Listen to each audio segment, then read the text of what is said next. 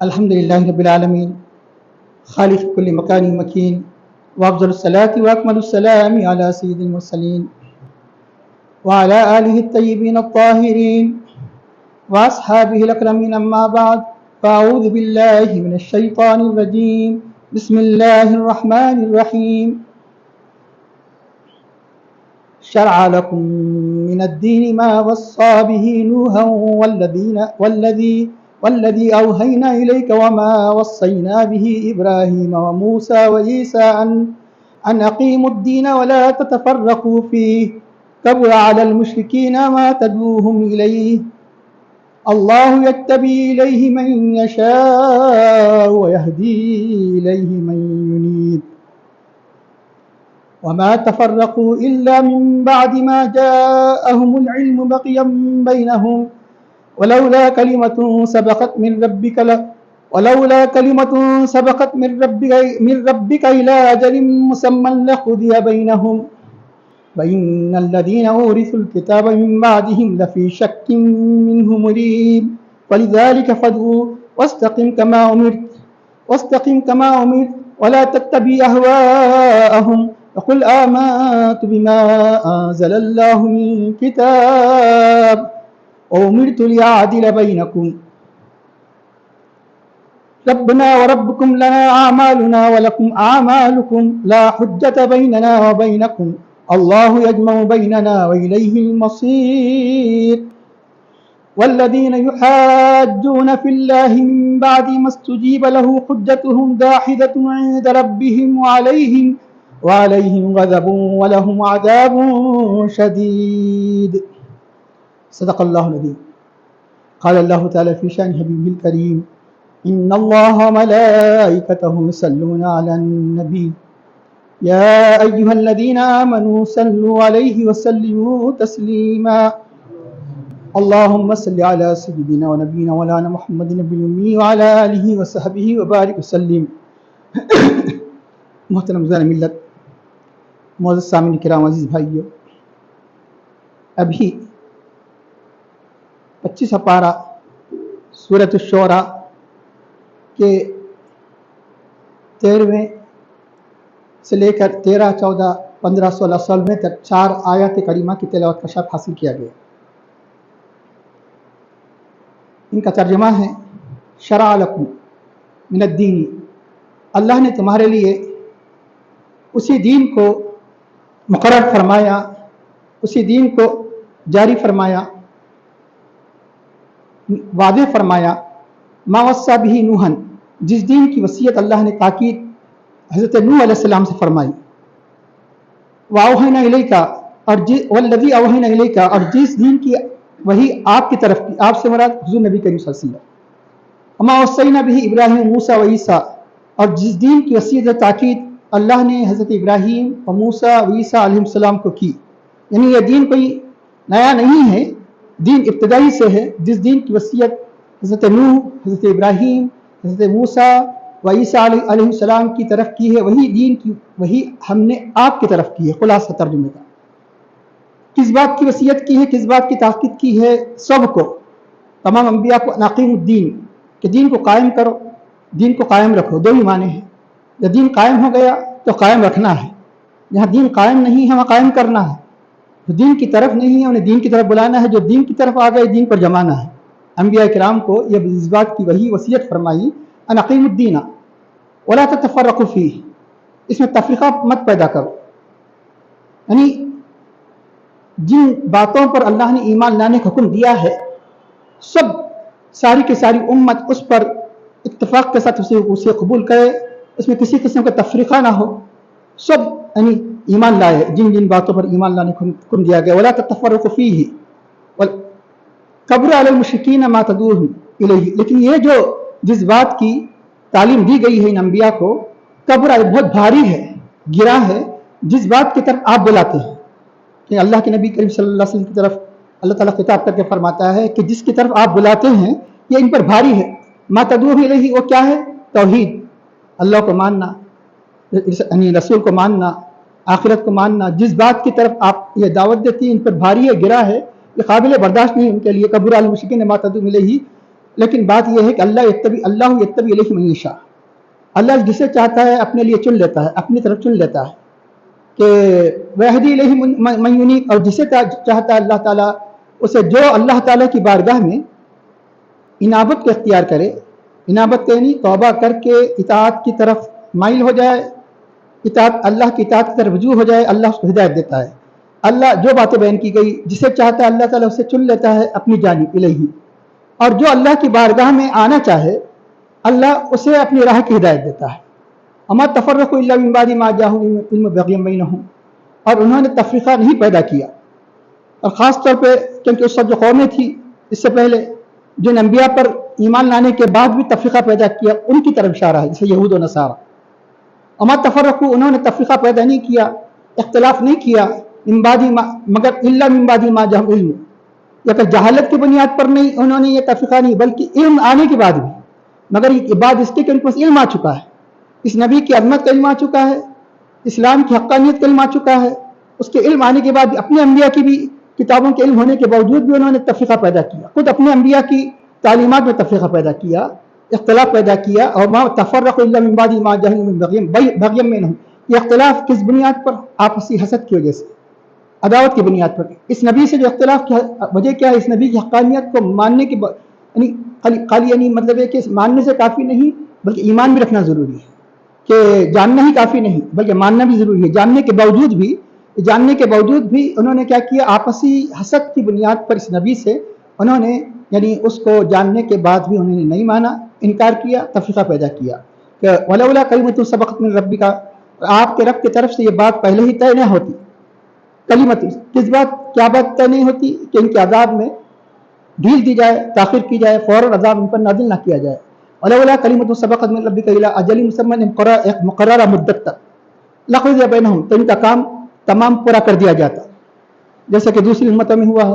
نوح علیہ السلام کی امت کو تباہ تارک کر دیا گیا، قوم عاد سمود، اس طرح اس امت کو بھی تباہ کر دیا جاتا، لیکن اللہ کی مشیت نہیں ہے، موقع دیا ہے، ڈھیل دیا ہے کہ وَإِنَّ الَّذِينَ أُورِثُوا الْكِتَابَ مِن بَعْدِهِمْ، ان کے بعد یعنی جو تفریقہ کون پیدا کی؟ یہود و نصارہ کے بعد اب کون تھے؟ مشرکین، جو یعنی اس کلام الہی کا مسلسل انکار کر رہے تھے، انہی کی دعوت کے لیے تو کلام نازل ہوا تھا۔ تو اللہ تعالیٰ فرماتا ہے کہ بے شک وہ لوگ جو اس کتاب کے وارث بنائے گئے ان کے بعد، یعنی جو کتاب ان کے لیے نازل کی گئی، کہ ان کی ہدایت کے لیے نازل کی گئی، لفی شک منہ، یہ اس کتاب کے بارے میں شک میں ہے، ایسے شک میں ہے مریب جو ان کو اضطراب میں ڈالتا ہے۔ جو انسان شک میں ہوتا ہے مضطرب ہوا کرتا ہے، بے چین ہوا کرتا ہے، یہ ایسا شک ہے کہ جو ان کو بے چین کیا ہوا ہے۔ اب چین کا کب حاصل ہوگا؟ اسلام کی طرف آئیں گے تو چین حاصل ہوگا۔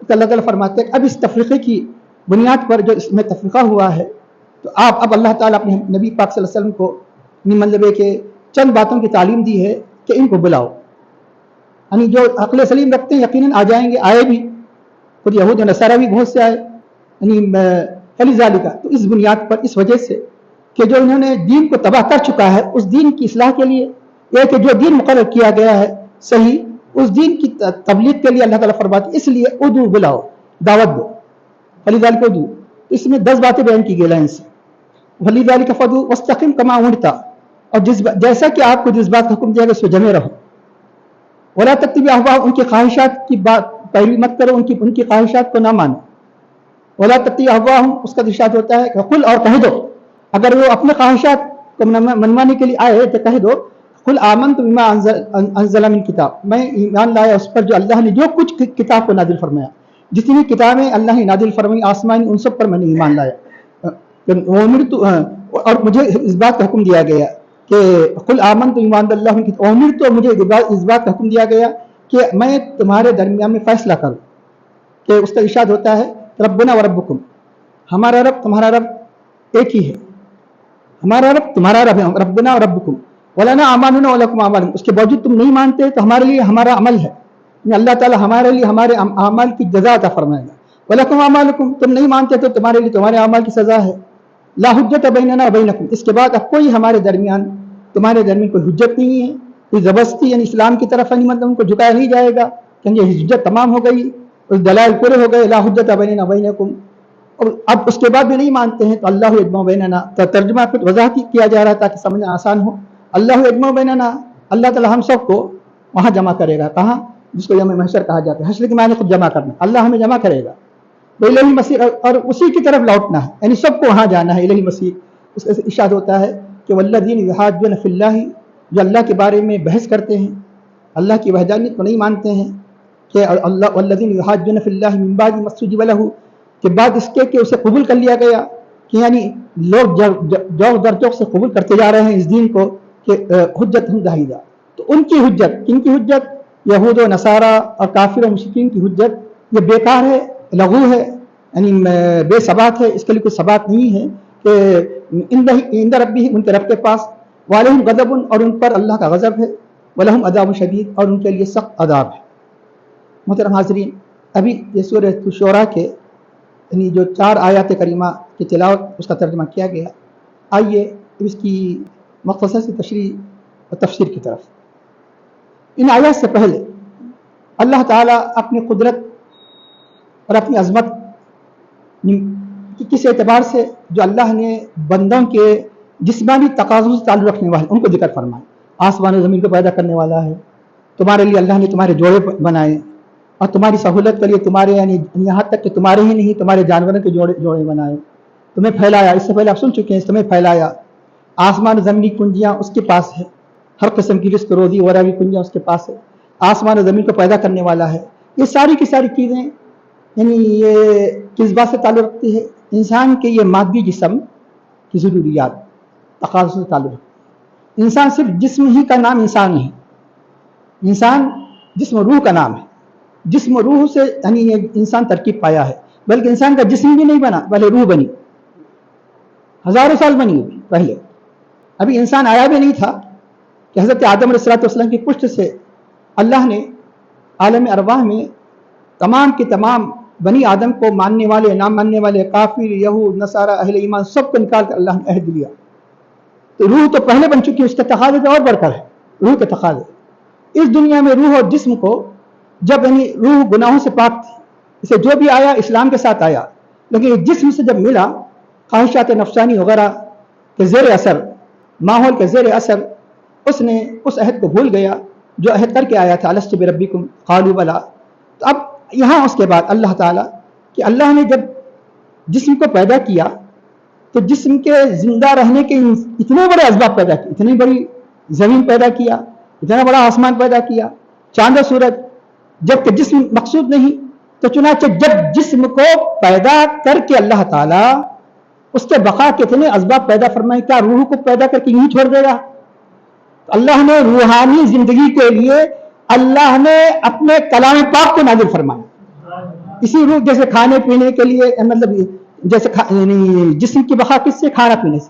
तो रूह की बका किसी वही से है। तो अल्लाह ने अंबिया के सिलसिले को जारी फरमाया, फिर अंबिया के बाद उनके जानशीन औलिया के सिलसिले को जारी फरमाया, उलमाए रब्बानीन के सिलसिले को जारी फरमाया। ये किताब, ये जिक्र इलाही, ये दुरूद शरीफ, ये सारे के सारे तस्बीह, ये तहलील, ये सब किसकी ग़िज़ा है? रूह की ग़िज़ा है। जिस तरह अल्लाह ताला ने इतनी अजीम कायनात जो बनाई जिसके मादी तकाज़ों के लिए, तो रूहानी तकाज़ों के लिए तो और बड़ी कायनात है, और बड़ी कायनात है, जो कायनात के जिस बाद हिस्से को तो लोग बात देखते हैं, बाद अल्लाह वाले तो वो चीज़ देखते हैं जो हमारी निगाहें में नहीं जानती, इतनी वसी रूहानी कायनात है।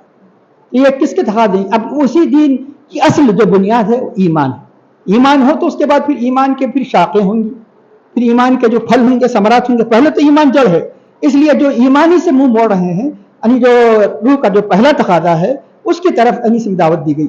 और जो लोग कहते थे कि हमारा दीन, आज भी बाज़ लोग ना समझे से कहते हैं इस्लाम नया है, हमारा दीन तो पुराना है। अरे इस्लाम यानी कोई नया दीन नहीं, वही दीन है कि जिसकी हर ज़माने में अल्लाह ताला ने मतलब है कि अंबिया किराम की जिसकी वसीयत करते रहा, जिसकी वही करते रहा, तो इसकी इब्तिदा अल्लाह ताला फरमा रहा है। तो इसके अहकाम तो ये नए नहीं है, इसकी बुनियादें तो पहले ही से है। यानी मतलब है कि दीन इस्लाम की बुनियाद कोई यानी 1400 साल पहले दीन इस्लाम की बुनियाद नहीं रखी, याद रख लीजिए। असल यानी दीन की बुनियाद है वह है तौहीद, रिसालत, यानी ईमान बिल आखिरत। अब उसके बाद ये इसके ताल्लुक में वाली बहुत सी बातें हैं, तकदीर पर ईमान लाना, हिसाब किताब वगैरह सारी, लेकिन असल बातें हैं। असल इसलिए कुरान करीम में इन 3 उसूलों पर बहुत कसरत से जोर दिया जाता है। तो तीनों को मान लेता है तो सारे ईमानियत को मान लेता है। ईमान मुफस्सल में जो जो बातें बयान की गई, वो सारी की सारी बातों को मानने के लिए तैयार हो जाता है। 3 बुनियादी। तो यह अब इसमें बताया गया कि ये ہر زمانے میں ہر نبی کو 3 باتوں کی تعلیم دے دی. یعنی ہر امت، یعنی جتنے انبیاء کی امتیں گزری ہیں ان میں کوئی اختلاف نہیں تھا. اسے اللہ تعالیٰ فرماتا ہے کہ تم تفریقہ مت پیدا کرو. یہ ہر زمانے میں ہر نبی کو تعلیم دی گئی کہ حضرت نوح علیہ السلام سے لے کر اللہ کے حبیب صلی اللہ علیہ وسلم تک یہ سارے کے سارے احکام عام ہیں. ان اقیم الدین، دین کو قائم کرو. یعنی اور دین کیا ہے، دین کے اصول کیا ہے ابھی بتایا گیا. اللہ پر ایمان لانا، اللہ کے رسولوں پر ایمان لانا، اور ایمان بلا اللہ کے جب رسولوں پر ایمان لائیں گے تو یقیناً جو کتابیں وہ پیش کریں گے اس میں خود بخود آ جائے گی. یعنی جو چیزیں جتنی ایمانیات سے متعلق ہے اس کا تعلق 3 سے ہوگا. تو چنانچہ یہ تینوں اصول ہر یعنی زمانے میں رہے. اس لیے یہ اسلام کا جو اصول ہے 1400 سال کے نہیں ہے، یہ ہزاروں سال سے ہے. اب رہا یہ کہ سوال یہ ہے کہ اللہ تعالیٰ جو فرماتا ہے شرع لکم، شریعت اسی سے شروع کرنا، یعنی طریقہ جاری کرنا، سنت بنانا. تو شرع یہاں فعل کے یعنی ورب کی صورت میں اللہ نے بیان فرمایا. تو انشاءاللہ اسی 25 پارے میں شریعت کی تفصیل بیان کی جائے گی کہ شرع کہ اللہ نے مقرر فرمایا، اللہ نے واضح فرمایا. لکم من الدین، تمہارے لیے وہی دین، من الدین ما وصى به، کہ وہی دین جس دین کی اللہ نے تاکید، وصا کے معنی عربی زبان میں کسی بات کا حکم تاکیدی طور پر دینا. اردو زبان کی طرح مرنے کے پہلے جو انسان وصیت کرتا ہے وہ وصیت نہیں. عربی زبان میں تواصو، وصا، اوصا اشارے معنی ہیں کسی بات کا حکم پوری تاکید کے ساتھ دینے کی. اور تواصو بالحق، حق کی پوری تاکید کے ساتھ ایک دوسرے کو وصیت کرنا. مرنے سے پہلے حق کی وصیت کرنے معنی نہیں ہوں گے. تو یہ وہی دین ہے کہ جس کی تاکید اللہ نے حضرت نوح علیہ السلام کو فرمائی. اب رہا ایک سوال یہ ہے کہ حضرت نوح علیہ السلام کا ذکر کیوں فرمایا؟ اس سے پہلے آدم علیہ السلام بھی پہلے تھے.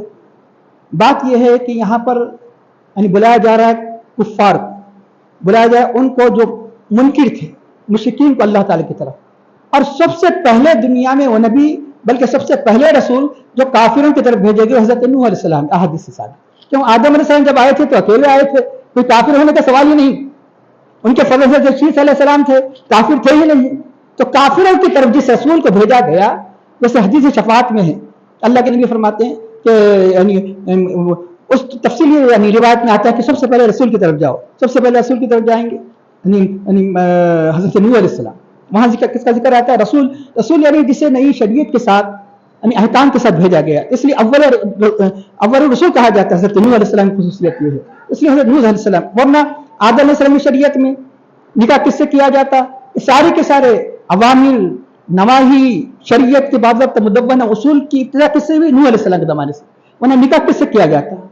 کہ سب بہنیں تھے. اتنی رعایت رکھی گئی. ایک وطن میں لڑکا ہوتا، لڑکی ہوتی، تو دوسرے وطن میں یعنی دوسرے دن یعنی بہت تیزی کے ساتھ یعنی اللہ تعالیٰ وہ حضرت حوا حاملہ ہوتی تاکہ زمین میں ہزاروں انسانوں کو یعنی پھیلا دینا ہے تیزی کے ساتھ. تو چنانچہ ایک وطن کا لڑکا دوسرے وطن کی لڑکی سے نکاح ہوتا، یعنی ایک معنی میں بہن ہی ہوتی. کیونکہ وہ لڑکی بھی جو ہوتی حضرت آدم علیہ السلام ہی کی بیٹی ہوتی. یہ لڑکا بھی ہوتا حضرت، کیونکہ کوئی صورت نہیں تھی. پھر بعد وقت آگے چل کے بہت سے ایسے احکام ہیں جب مکمل صورتیں جب کفر شرک کی طرف لوگ مائل ہوئے تو اس کے بعد حضرت نوح علیہ السلام کو مکمل شریعت کے ساتھ بھیجا گیا، نواہی عوامل کے ساتھ بھیجا گیا. اس لیے حضرت نوح علیہ السلام کا ذکر فرمایا گیا. اور 5 انبیاء کا اس میں ذکر کیا گیا کہ یعنی یہ 5 انبیاء ہی نہیں اور بھی انبیاء ہے. یہ 5 انبیاء کی یعنی شریعتیں بتایا گیا کہ وہ بہت کافی وسیع تھی. یعنی یہی نہیں بلکہ ان کو ایک خاص اصطلاح ہے اولو العزم انبیاء کہا جاتا ہے. اولو العزم یعنی بہت ہی پکا پختہ ارادے والے. یعنی کون ہیں اولو العزم انبیاء؟ حضرت نوح علیہ السلام، حضرت ابراہیم علیہ السلام، حضرت موسیٰ علیہ السلام، حضرت عیسیٰ علیہ السلام، ہمارے نبی سیدنا محمد رسول اللہ خاتم النبیین شفیع المذنبین علیہ الصلوۃ والتسلیم. یہ 5 انبیاء کو العزم انبیاء کہا جاتا ہے. تو اب رہا یہ کہ یہاں قرآن کریم میں ایک نہیں بے شمار مقامات پر دیکھیں گے اللہ تعالیٰ اپنے حبیب کی خصوصی عظمت کا اظہار کئی مقامات پر فرماتا ہے. جہاں بھی انبیاء کا ذکر آتا ہے خصوصیت سے، یہاں اللہ کے حبیب صلی اللہ علیہ وسلم کا تو سب سے آخر میں آئے، لیکن ذکر حضرت ابراہیم علیہ السلام سے پہلے کر رہا ہے، حضرت موسیٰ علیہ السلام سے پہلے کر رہا ہے، عیسیٰ علیہ السلام سے پہلے کر رہا ہے. کہ حضرت نوح علیہ السلام سے پہلے کیوں نہیں کیا؟ اس لیے نہیں کیا کہ یہ دعوت دینا ہے کافروں کو، یہ بتانے کے لیے کہ اللہ کے حبیب جس دین کو پیش کر رہے ہیں اس کا سلسلہ آج کل کا نہیں ہے، پرانا ہے. اس لیے حضرت نوح علیہ السلام وہاں ابتدا جہاں سے ان کا ذکر فرمایا، پھر حضرت ابراہیم علیہ السلام، موسیٰ علیہ السلام، عیسیٰ علیہ السلام کا ذکر کیے بغیر پہلے اپنے حبیب پاک کا ذکر کر کے ان کا ذکر فرماتا ہے. اب رہا یہ ایک مقام ایسا بھی آ گیا یہاں، کیونکہ دعوت کی بات تھی، یہ بتانے کے لیے بات تھی جس کو تم کہہ رہے ہیں کہ یہ دین یعنی مطلب ہے کہ یہ نیا دین ہے، نیا نہیں، یہ قدیم دین ہے. تو اب یہ رہا کہ اپنے حبیب کی عظمت کو بیان کرنے کے لیے آپ اول الرسول ہیں، نوح علیہ السلام سے پہلے بھی ہے. ایک مقام ایسا آیا سورہ احزاب میں حضرت نوح علیہ السلام سے پہلے ذکر فرما دیا. کس لیے؟ کہ حضرت نوح علیہ السلام سے بھی پہلے آپ، آدم علیہ السلام سے بھی پہلے آپ. اللہ تعالیٰ کا فرمایا وَإِذْ أَخَذْنَا مِنَ النَّبِيِّينَ، اس وقت یاد کرو جب کہ ہم نے انبیاء سے عہد لیا. وَإِذْ أَخَذْنَا مِنَ النَّبِيِّينَ مِيثَاقَهُمْ، ان سے عہد لیا. من کا آپ سے عہد لیا. ومن نوح، حضرت نوح و ابراہیم موسیٰ و عیسیٰ ابن مریم، انہی 5 انبیاء کا ذکر کیا. لیکن مقدم کس کو فرمایا؟ اپنے حبیب پاک صلی اللہ علیہ وسلم. کیوں؟ یہ بتانے کے لیے اول رسول ہے. تو اس طرح اللہ تعالیٰ نے آپ کی عظمت اہتمام. یوں تو بلاغت کے اعتبار سے تو کیونکہ اس سے عربی زبان سے واقف ہونا ضروری ہے، بہت سی باتیں اس میں بیان کی گئی. حضرت تمام انبیاء کا ذکر کیا، اوسا وسا کہا. اور اللہ کی اسی آیت کے اندر جو آپ صلی اللہ علیہ وسلم کا ذکر فرمایا، اوہا فرمایا. تو چنانچہ یہ اس کی بلاغت کی بہت سی وجوہات ہے اس کے اندر. اور جیسے اس میں موضوع یہ بہت مشکل ہو جائے گا آپ لوگوں کو، لیکن انگلش میں جیسے ریلیٹو پرونن کہا جاتا ہے. ریلیٹو پرونن کا مطلب ہے کہ عربی زبان میں الذی، انگلش میں وچ ریلیٹو پرونن کہا جاتا ہے، ہو یا وچ. تو اب ہر زبان میں کیا ہوتا ہے، ایک یعنی اصل ہوتا ہے، پھر اسی کا ایک ملحق ہوتا ہے، ملحق اسی معنی میں. تو ماں یہ ڈائریکٹ ریلیٹو پرونن نہیں، ڈائریکٹ اسم موصول نہیں، اس کے معنی میں ہے. تمام انبیاء کے لیے ماں لفظ ماں ذکر کی ہے. یا بھی ایسے بہت سی بلاغتی باتیں ہیں. شرع لکم من الدین ما وصى به، ماں مانے جو، لیکن وہ جو ڈائریکٹ نہیں ہے. الذی ڈائریکٹ ہے. شرع لکم من الدین ما وصى به نوح والذی، یہاں الذی اپنے حبیب کے لیے الذی فرمایا. احونا الیک، پھر اس کا یعنی پھر بدل دیا اما وصینا به ابراہیم موسیٰ. ایسے بلاغت کی قرآن کریم اتنی وجوہات ہے کہ انسان یعنی مطلب ہے کہ یقیناً یعنی اگر کوئی عربی زبان کے اندر ڈوب جائے اور پورے یعنی تعصب کے عینک نکال کر اگر قرآن کریم کا کوئی غیر مسلم بھی پڑھ لے تو وہ ایمان لا لے. تو چنانچہ اس طرح یعنی اب آئیے اب کس بات کی دعوت دی گئی کہ نقیم الدین. سب کے سب انبیاء کرام کی یہی تعلیم تھی کہ دین کو قائم کرے گی. بتایا گیا اصول، عقائد کے اصول میں کوئی تبدیلی نہیں. اللہ پر ایمان لانا، اللہ کی صفات کے بارے میں، قیامت کے بارے میں، حشر کے بارے میں، نشر کے بارے میں، سارے انبیاء کی تعلیمات ایک تھی، اس میں کوئی فرق نہیں. اب اخلاق ہر ایک کے پاس تھی. جھوٹ بولنا، ناجائز، زنا، حرام ہر امت میں حرام تھا. دھوکہ دہی، ظلم وغیرہ. اور جتنی اخلاقیات یعنی مطلب ہے کہ رذائل غضبیہ، غضب سے تعلق رکھنے والے، مائب شہویہ، شہوت سے تعلق رکھنے والے، سارے انبیاء کی امت میں وہ چیزیں حرام تھیں. اور جو فضائل ہے، سخاوت، قناعت اور غریبوں کی مدد کرنا، بھلائی، یہ ساری کی ساری باتیں ساری امت میں عام تھی. پھر فرق کیا ہے؟ فرق صرف یعنی عبادت کے طور طریق میں. نفس عبادت ہر ایک حکم ہے. نماز ہر نبی کی امت میں رہی، زکوٰۃ ہر نبی کی امت میں رہی، ان کے طریقے جدا جانا تھا.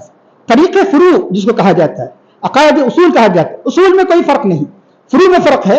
عبادت کے طور طریق، کسی امت میں صرف نماز یعنی قیام ہی قیام تھا، کسی امت میں صرف سجدہ ہی سجدہ تھا.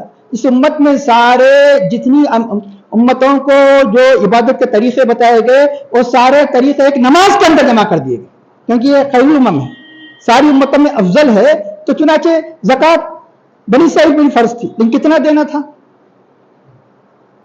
تھا کہ 100 روپے میں 25 روپے، 100 روپے میں 25 روپے. اس امت کو کتنا دینا ہے؟ 2.5%. مطلب آپ 40واں جو حصہ کہتے ہیں اس کو آسانی سے سمجھنے کے لیے، یعنی 40 روپے میں 1 روپے کے بجائے 100 روپے میں آپ کیا کہیے؟ 2.5 روپے، 2.5%. اس امت کو صرف 2.5% دینا ہے. یہود و نصارہ پر کتنی زکوٰۃ فرض تھی کہ 100 روپے میں 25 روپے، 1/4 زکوٰۃ دینا فرض تھا. اب اس میں حکمت کیا ہے؟ حکمت معلوم ہو یا نہ معلوم ہو، ماننا ہمارا کام ہے. الذین یؤمنون بالغیب. حکمت سمجھ میں آئے تو اور خوشی ہوتی، ایمان کی اور مضبوطی کی کیفیت پیدا ہوتی. اب یہ 2.5 اور یہ 2.5%، یہ کیا ہے؟ یہ معاملہ راؤنڈ فگر نہیں ہے. کم از کم جیسے ان کو تھا 10% ہونا تھا، ہم یہ سوچ رہے ہوں گے 20% ہونا تھا، 25% ہونا تھا. یہ 2.5% سمجھ میں آنے والا فلسفہ نہیں ہے. یہ اللہ تعالیٰ اس امت پر، وہ تو ساری امتوں کی تعلیم دی گئی، لیکن عبادت میں بھی ثواب بڑھا دیا گیا. عبادت تو ان پر بھی ہے، ہم پر بھی ہے، لیکن اللہ کا کتنا بڑا احسان ہے، ہماری عبادتوں میں کتنا یعنی ثواب بڑھا دیا گیا. اس لیے بتایا گیا یہود وہ قوم ہے جو فجر سے لے کر، یہ بخاری شریف کی روایت ہے، فجر سے لے کر ظہر تک کام کی، ان کو مزدوری دے دی گئی. اور یہ نصارہ وہ ہے کہ جو ظہر سے لے کر عصر تک کام کی، उतनी ही मजदूरी दी गई, कम वक्त रहता, क्योंकि यहूद सबसे ज्यादा उसमें बदमाशी थी। आज भी क्या है, आज सारी दुनिया में जो फितना जो बड़ा हुआ है उन्हीं का है। अब इस उम्मत मोहम्मद का वक्त कितना दिया गया, असर से लेकर मगरिब तक दुगुना मजदूरी दी गई, वक्त कम। इससे इमाम आज़म हनीफा अलैहि रहमत के मसलक को तालीम मिलती है कि असर का वक्त कम है, देर से होती है असर। 3:30 बजे अगर शुरू हो जाए 3 बजे तो असर का वक्त लंबा हो जाता, इसलिए इमाम साहब के मसलक में और ज्यादा अदमत जाहिर होती है। इमाम मसाल मसले हैं 2 मिसल चले जाना और डबल, दोनों गजब में आ गए यहूद और नसारा। गजब में आ गए बोले कि कम वक्त करे और डबल मजदूरी, हम इतना वक्त करने के बाद कम मजदूरी। फरमाया कि जितना तुमसे वादा किया गया दिया गया, नहीं दिया गया, दिया गया। ये जो दिया इस उम्मत को मैंने दिया हूं, ये मेरा फजल है, वो अदल है, वो अदल है। अगर एक मजदूर मिसाल के तौर पर 2 मजदूरों को लाए, 10 घंटे की मजदूरी, एक 5 घंटे सोया, एक 10 घंटे काम करा, मजदूरी बात कितनी करे आप कि दिन में रोजाना 2-2 हजार। एक को अब क्योंकि अभी अदल के खिलाफ है, अब 2 हजार देंगे, अब आप काम लेना था बात, लेकिन नहीं लिया, आप भी समझ बैठ गए। दूसरे को अब क्या करे, 4 हजार दे रहे, उन आवाज नहीं खो सकता, अरे 4 हजार, अरे देख उसका काम देख, तेरा देख, तू तो 2-3 घंटे तो खाली चाय पीने का 1 घंटा चला गया, तू खाने का 1 घंटा चला गया, आपको बोलने का हक है। लेकिन इसको आप क्या कर रहे, आप बात कितनी करे थे, 2, कितनी दे रहे, 4 ये। लेकिन अब बोलेंगे ये जो ठीक है वो काम करने की हमको किसके लिए मिली, अल्लाह के हबीब की वजह से मिली, हबीब की उम्मत, हमारे अमल की वजह से नहीं मिली, हमारा अमल ऐसा नहीं था। इसलिए कहा गया कि सहाबा परेशान हो गए, बनी इस्राइल इतनी बात करे 1000 साल, यानी एक ऐसा उम्मती भी था कि पलक झपकने के बगैर भी अल्लाह से काफिल नहीं हुआ, कि दिन भर रोजा, रात में क़ियाम, फिर जिहाद। सहाबा हैरान है कि हम इतनी उम्रें भी नहीं है कि हम बनी इस्राइल के आबिदीन के ज़ुहद को पहुंच सके, इबादत को पहुंच सके। अल्लाह के हबीब की ये जो ही आपके क़ल्ब नाजुक पर कोई भी किसी किस्म का मामूली भी हुज़्न के आसार ज़ाहिर हो जाते, अल्लाह ताला अपने हबीब के हुज़्न के दूर करने के सामान मुहैया फरमाता। तो फौरन ये सूरत नाजिल करके जिब्रील के भेजा, ए हबीब लैलतुल क़द्र खैरुम मिन अल्फ़ि शहर, कि लैलतुल क़द्र 1000 महीने से कहीं ज्यादा बेहतर है। आपका उम्मती एक रात में इबादत करके मुकाम हासिल कर सकता है, जो बनी इस्राइल का एक उम्मती 1000 महीने गुजर जाए तो मुकाम हासिल हो। इबादत तो सबके लिए फर्ज की गई, लेकिन अल्लाह के सल्लल्लाहु अलैहि वसल्लम की उम्मत की इबादत का मियार तो नहीं बता रहा था, ज़कात उस उम्मत पे फर्ज थी, इस उम्मत फर्ज ये कि 2.5। इस उम्मत के लिए क्या वादा है, मन जा बिहसनती फलहु अशरु अमसालिहा, जो कोई नेकी करेगा उससे कितना मिलेगा, 10 गुना। तो 2.5 को 10 से रख दे तो कितने हो जाते, 25। असल होना था 25 ही देना था, हमको ही 25 ही देना था, लेकिन नहीं कि अब हमको नमाज 50 ही पढ़ना था, 50 ही मंजूर हो गई। अब कम होने वाली नहीं फरमाया, क्या माँ युबद्दुल खैला लदैया, मैं जो बोल दिया मेरा कौल तब्दील होने वाला नहीं। फिर आखिर में 5 क्यों करे, पढ़ने के 5 है, एक रहमत का सिफर लगा के 50 कर दिया, 5 को 10 से ज्यादा, लेकिन दूंगा साहब किसका, 50 को ही दूंगा। 50 नहीं है कि पढ़ने के 5 है जो नहीं दिख रहे हैं, एक 0, वो 0 कौन सा रहमत का है, 5 को जरब दे दो किससे होते, 50 हो जाते बस। इसे 2.5 को जरब दे दो कितने होते, 25 हो जाते। ये अल्लाह का करम है, जिसे चाहे अल्लाह दे दे। तो अनक़ीमुद्दीना, तो दीन को कायम करो, वला ततफ़र्रक़ू फ़ीही, इसमें तफ़रीक़ा मत पैदा करो। तफ़रीक़ा के बारे में इंशाअल्लाह तफ़सीली आयत की बात भी आने वाली। तफ़रीक़ा किसको कहते हैं, इफ्तिराक़ किसको कहते हैं, इख्तिलाफ़ किसको कहते हैं, वला ततफ़र्रक़ू फ़ीही। तो चुनांचे हर मजहब की बुनियादी तालिब है, लेकिन तफ़रीक़ा कौन पैदा किया, यहूदियों ने पैदा किया। तफ़रीक़ा सबसे पहले तफ़रीक़ा पैदा करने वाले ईसाइयों ने पैदा। कैसे तफ़रीक़ा पैदा किया कि ये दावत दी गई थी अल्लाह को एक मानो, उन्होंने क्या किया, अंबिया को शरीक कर दिया। यहूदियों ने क्या कहा, वक़ालतिल यहूद उज़ैर इब्नुल्लाह, यहूद ने कहा कि उज़ैर अल्लाह के बेटे हैं। वक़ालतिन नसारा मसीह इब्नुल्लाह, ईसाइयों ने कहा कि हज़रत मसीह ईसा अलैहिस्सलाम अल्लाह के बेटे। इस तरह तफ़रीक़ा उन्होंने अपने दीन को तब्दील कर दिया कि वला ततफ़र्रक़ू फ़ीही कबुर अल मुश्रिकीन। यकीनन इन्होंने अब यहूदियों ने क्या, यहूदियों ने तो एक इजाफा किया, ईसाई ने 3 कर दिया। खुदा नाम है, तीनों के इज्तिमा था, अल्लाह, ईसा अलैहिस्सलाम रूहुल अमीन, या एक रूहुल अमीन हज़रत ईसा अलैहिस्सलाम और हज़रत मरियम मिलाकर नऊज़ु बिल्लाह रब बनता है।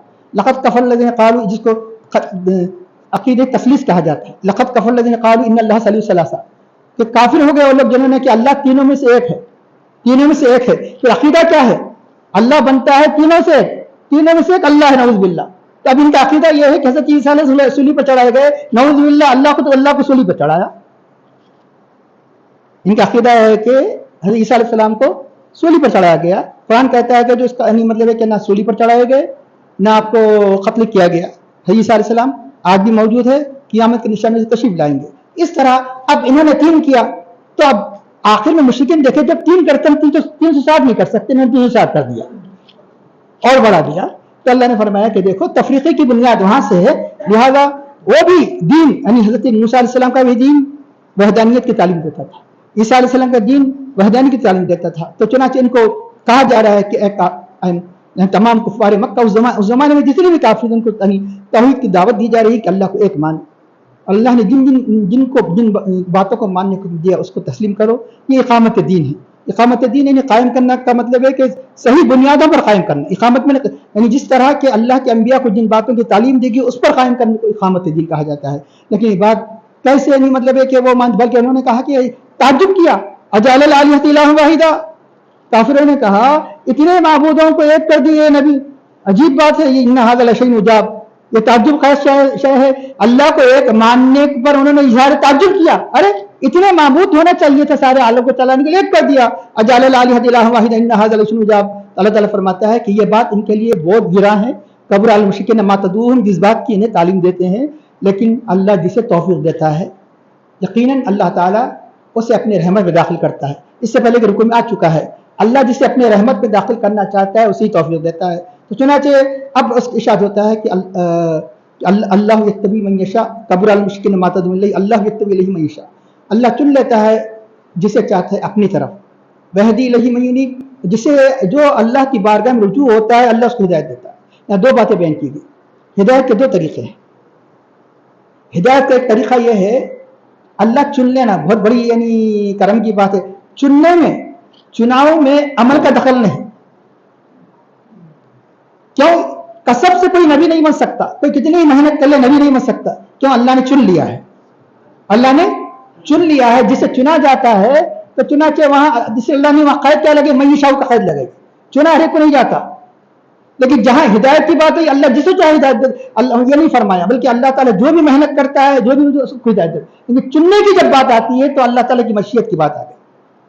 تو چنانچہ اب رہا یہ کہا کرتے تھے کہ فلاں مالدار، اگر نبی وہی بھیجنا ہی ہے تو مکے اور طائف کے 2 مالداروں پر وہی بھیجنا تھا. یہ کیا سمجھتے تھے؟ یہ مادہ پرست تھے کہ دنیا داری مالداری ہی سب کچھ ہے، جو مالدار ہو وہی نبی ہو، نعوذ باللہ. ایک دوسرا یہ کہ اس سے پہلے کئی مرتبہ اس کے یعنی جوابات اس کے دیے گئے کہ یہ بشر نبی کیسے ہو سکتا ہے. یہ سب ساری باتیں یعنی انہوں نے اپنی طرف سے گھڑ لی تھی کہ نبوت، بشریت اور رسالت جمع نہیں ہو سکتی. یہ سمجھتے تھے کہ یعنی مطلب ہے کہ جو مالدار ہو وہی نبی ہو سکتا تھا. تو اللہ تعالیٰ فرماتا ہے کہ دیکھو اللہ جسے چاہے چن لیتا ہے.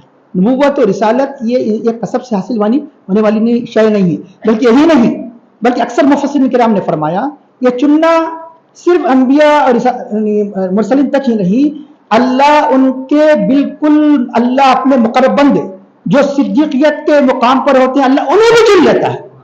اب کوئی ولی سے بڑا ولی بن سکتا ہے، کوئی غوث اعظم نہیں بن سکتا. چن لیا ہے. حضرت خواجہ غریب نواز کو اللہ نے چن لیا ہے. ولی تو بنے گا لیکن ایک قطبیت جو حضرت غوثیت جو حضرت حضور غوث پاک رضی اللہ تعالیٰ کو، قطبیت جو حضرت خواجہ غریب نواز رحمہ کو، یہ ہر ایک کی بس کی بات نہیں کہ وہاں تک پہنچ سکے. کیوں؟ اللہ نے چن لیا ہے. تہذیب یہ اپنی جانب سے نہیں کہہ رہا ہوں، مفسرین کرام نے فرمایا کہ صدیقین کو بھی چن لیتا ہے. اور صدیقین کا مطلب یہ ہے کہ چاروں خلفاء صدیق، اہل بیت اعظام 15 پاک صدیق. اب رہا یہ کہ پھر حضرت ابو کے صدیقوں کے سردار ہے. اس کا مطلب ہی نہیں کہ صرف ابو کا صدیق ہی ہے، یہ مطلب نہیں ہے. اللہ نے لفظ صدیق نہیں فرمایا، صدیقین فرمایا. ہر زمانے میں صدیق، جیسے اولیاء میں اپنے زمانے میں، اور آج بھی ان کا زمانہ ہے. کون؟ حضور غوث پاک صدیق. جیسے حضرت خواجہ غریب نواز صدیق، حضرت خواجہ بندے نواز صدیق. یہ ذہن رکھ لیجیے. صدیق یہ کا مطلب یہ ہے کہ یہی نہیں وہ صحابہ ہی کے زمانے صدیق ہوئے اس کے بعد نہیں، بلکہ اللہ کے انتہائی مقرب بندے، ولایت کا اعلیٰ مقام جس کو حاصل ہو جاتا ہے اسے صدیق کہا جاتا ہے. یہ ذہن نشین کر لیجیے. تو اللہ تعالیٰ ان کو بھی منتخب فرما لیتے ہیں. اللہ تبی اس لیے یعنی صحابہ میں جو اولو العزم صحابہ ہے، اہل بیت اعظام اور خلفائے راشدین، یہ سب کے سب کیا ہے؟ صدیقین. یہ ذہن نشین رکھیے. तब उसका अल्लाह ताला खुद फरमाता है कि इनाम याफ्ता कौन है, उलाइका लज़ीना अनअम अल्लाहु अलैहिम मिनन नबिय्यीना वस्सिद्दीक़ीना वश्शुहदाई वस्सालिहीन। ये कैटेगरी है, अंबिया, सिद्दीकीन, शोहदा, फिर आम जो सालिहीन औलिया, आम औलिया अल्लाह सालिहीन है। अब अल्लाह ताला फरमाता है कि जिसे चाहे चुन लेता है। वहदी इलैहि मन युनीब, अनाबा युनीबु के माने हैं अरबी ज़बान में तौबा करके अल्लाह ताला की इताअत की तरफ रुजू हो जाना, अल्लाह की इताअत की तरफ माइल हो जाने को अनीब, ये बहुत बड़ा मुकाम है। मन खशियर रहमान बिलगैब वजा बिक़ल्बि मुनीब, कि जो रहमान के पास बगैर देखे के आए और कल्ब मुनीब को लेकर आए। मुनीब माने अल्लाह की तरफ माइल होने वाला, मुतवज्जह होने वाला। ये बहुत बड़ी यानी मुनीब के कई तरीके हैं। एक तो फ़राइज़ वाजिबात अदा करते हुए, यानी बाज़िबाती में आता है जो इशराक की नमाज पढ़ता है गोया वह इनाबत का काम करता है। और बताया गया कि 4 रकात जो अदा करें, ये तो 2 रकात भी पढ़ सकते हैं, लेकिन इनाबत के लिए 4 रकात अदा करें रोजाना। इनाबत ये भी मुनीब की तारीफ में बताया गया, यानी 2 रकात के बजाय 4 रकात पढ़ना। तो इनाबत के कई तरीके हैं। तो अल्लाह की बारगाह में मुख्तलिफ नवाफिल और मुस्तहब्बात के जरिए से माइल होने वाले को मुनीब कहा जाता है। ये बार बार इब्राहिम अलैहिस्सलाम की तारीफ बयान की, अव्वाहु मुनीब, या इब्राहिम आरिद अन हाज़ा इन्नहु क़द जाअ अमरु रब्बिक व इन्नहुम आतीहिम अज़ाबुन गैरु मर्दूद इन्ना इब्राहिम लअव्वाहुन हलीम मुनीब। अल्लाह हज़रत इब्राहिम अलैहिस्सलाम की तारीफ की इनाबत। तो अब मुनीब भी है, अब मुत्तबा भी है। मुनीब का मतलब नऊज़ुबिल्लाह नहीं, मुत्तबा नहीं है। तो मतलब है कि जब बड़े ओहदे पर फायद होगा तो उसके बाद का होगा तो खुद बखुद उसमें शामिल हो जाएगा। तो मुनीब मानने से नहीं, ये नहीं हुआ कि मुनीब का दर्जा क्योंकि बाद में आया है, ये मतलब नहीं कि मुनीब भी है, मुत्तबा भी। मुत्तबा है अल्लाह के चुने, इत्तबा चुनना। तो अब यहाँ बताया गया कि अब हम बाज़ जगह सूफिया ने तफसीर की ये तरफ इशारे करते हैं, जो बुजुर्गों ने फरमाया कि औलिया के भी 2 दर्जे हैं। एक विलायत है जो चुन लिया जाता है। चुनने का मतलब ये कि अल्लाह ताला मुंतखब फरमा लेता है, बगैर किसी मेहनत के विलायत का दर्जा अता करता है। याद रखिए, रियाजत तो मुजाहिदा हर एक के साथ है। एक रियाजत तो मुजाहिदे के बाद वली बनता है, एक विलायत का दर्जा देकर रियाजत तो मुजाहिदा ली जाती है। हुजूर गौस पाक को वली बनाया गया, फिर आपने मुजाहिदा किया। बचपन में विलायत का आसान मुझा तो ये इसको कहा जाता है इत्तिबा का दर्जा। इसको इत्तिबा का दर्जा कहा जाता है। जो तो इसमें इत्तिबा के जरिए से इसको कहते हैं जज्ब। इसको क्या कहा जाता है? जज्ब का तरीका। इत्तिबा के जरिए से जज्ब की तरफ इशारा किया गया। इनाबत के जरिए से अल्लाह ताला ने सुलूक, तो औलिया के 2 तबके हैं, एक मज़्ज़ूब, एक सालिक। आप कहेंगे कि फिर मज़्ज़ूब का दर्जा कम होता है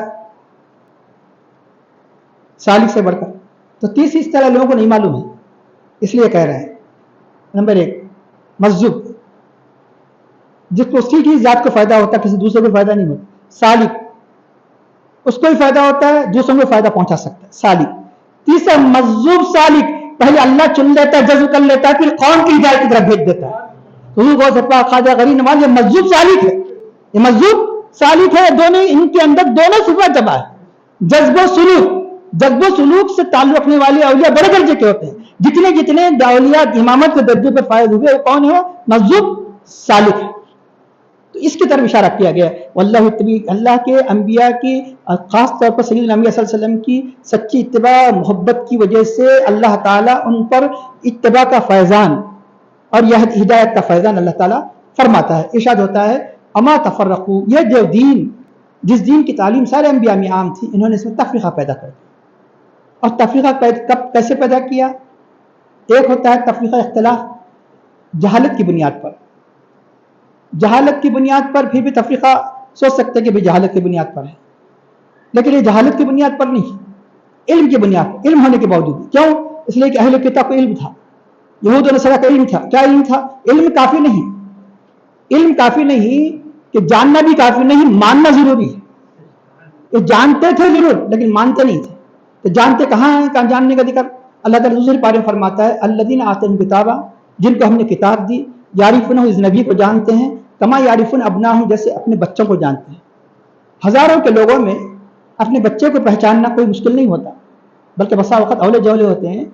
दूसरा आदमी इश्तिबाह में पड़ जाता है कौन, लेकिन वो आदमी बाप अपने बेटों की पहचान में इश्तिबाह में नहीं पड़ता। एक जैसी सूरत है। तो जब ये आयत उतरी, उस हज़रत उमर फारूक रज़ियल्लाहु ताला अन्हु, हज़रत अब्दुल्लाह सल्लाम जो यहूदी थे, लेकिन अल्लाह ने ईमान की दौलत से मालामाल फरमाया, बहुत मशहूर मारूफ साहबी। अब तो इस आयत के बारे में उनसे पूछा कि इसके बारे में आप क्या जानते हैं? अल्लाह ताला फरमाता है, जिनको हमने किताब दी وہ اس نبی کو ایسے ہی جانتے ہیں جیسے اپنے بچوں کو جانتے ہیں. اس کے تو کئی معنی بیان کی گئے. تو انہوں نے فرمایا کہ اس سے بڑھ کر جانتے ہیں. کون فرمایا؟ حضرت عبداللہ صلی اللہ. آپ سے پوچھا گیا کہ اللہ تو یہ فرما رہا ہے اس نبی کے بارے میں, تم کیا اس بارے میں کیا جانتے ہو؟ فرمایا کہ جو اللہ نے فرمایا اس سے بڑھ کر جانتے ہیں. نہیں, نبی کی معرفت, نبی کی حقانیت اس سے بڑھ کر جانتے ہیں. تو فرمایا وہ کیسے؟ فرمایا بیٹا ماں کی خیانت کا ثمرہ ہو سکتا ہے لیکن نبی کے بارے میں کوئی شک و شبہ نہیں. بیٹا کبھی ماں کی خیانت کا ثمرہ ہو سکتا ہے, اس نبی کی عظمت کی معمولی بھی شک نہیں کیا جا سکتا. اس لیے اللہ کے نبی کی عظمت کا جاننا تو سب کے لیے عام تھا, ماننا اللہ نے جس کو ہدایت دی انہوں نے مانا. اما تفرق علم بغیم بینہم. اور یہ جو حسد عداوت کہ انہوں نے ایک اپنے طرف سے اصول گھڑ لیا تھا, نبی جو آنے والا ہے بنی اسرائیل میں سے آنے والا ہے, اب کوئی نبی آنے والا نہیں کیونکہ آپ حضرت اسماعیل علیہ السلام سے لہذا نبی نہیں, نعوذ باللہ. یہ سب جھوٹ تھی. اور توریت و انجیل میں تو بار بار اس نبی کا ذکر تھا. اس نبی ہی کا ذکر نہیں تھا بلکہ نبی کے صحابہ کا ذکر تھا. کہاں ہے؟ محمد رسول اللہ والذین معه اشداء علی الکفار رحماء بینہم تراہم رکعا سجدا یبتغون فضلا من اللہ ورضوانا سیماہم فی وجوہہم من اثر السجود ذالک مثلہم فی التوراۃ ومثلہم فی الانجیل. صرف اللہ کے نبی ہی کا ذکر نہیں, اللہ کے نبی کے صحابہ کا بھی ذکر تورات و انجیل میں تھا. قرآن کریم کی صریح طور پر آیت بتا رہی ہے کہ 26 پارے کی آیت بتا رہی ہے کہ صحابہ کا بھی وہ جانتے تھے. تو اب علم آنے کے بعد انہوں نے عداوت سے, اور یہ عداوت ایسی چیز ہے, حسد ایسی چیز ہے انسان کو بے شمار فضائل سے روک دیتی, فضائل نہیں ایمان سے محروم کر دیتی. یہی جس کو حسد بھی کہا گیا, بغین کا کہ مرادی تر حسد کی بنیاد پر انہوں نے اس نبی قرآن کریم دوسرے مقام پر اللہ نے وضاحت کے ساتھ فرما دیا ود کثیر من اہل الکتاب لا یردونکم من بعد ایمانکم کفارا حسدا من عند انفسہم. یہ حسد کی بنیاد پر انہوں نے اس نبی کا انکار کر دیا, اس نبی کا انکار کیا. تو اب شیطان آدم علیہ السلام کی عظمت کو کیوں نہیں مانا؟ حسد کی بنیاد. وہ جانتا ہے وہ کہ جنت کو دیکھا, دوزخ کو دیکھا, اسلام کی حقیقت کو جانتا ہے, لیکن کیا کیا؟ حسد سے اس نے حضرت آدم علیہ السلام کی عظمت کا انکار کر دیا.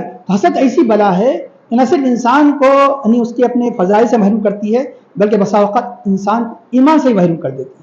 یہی یہود و نصارہ حسد کی بنیاد پر اللہ کے نبی کا وہ باوجود کہ جانتے تھے کہ اللہ کے نبی حق ہے انہوں نے انکار کر دیا.